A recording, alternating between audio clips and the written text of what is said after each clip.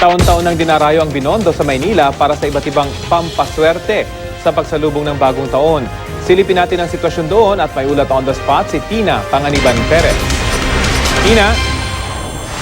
Rafi, mabenta na mga pampaswerte rito sa Binondo sa Maynila. Marami ang bumibili ng mga bilog na prutas. May mga nagkukumpleto ng 12 magkakaibang bilog na prutas habang meron namang nagkukumpleto ng 13. Pero 12 man o 13 ang paniwala ng marami, magdadala ito ng swerte sa buong taon dahil ang bilog ay simbolo ng pera. May mga bumibili rin ng palay na sumisimbolo raw ng masaganang supply ng pagkain sa buong taon.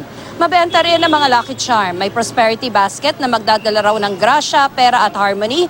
All-in-one bracelet na magsisilbing proteksyon para sa kalusugan, pera at marami pang iba. At elephant crest at 5 elements faces keychain na magdadala raw ng katatagan at magnet para sa contacts at resources.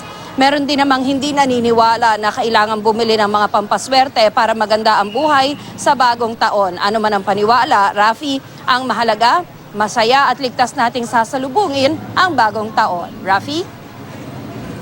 Maraming salamat, Tina Panganiban Perez.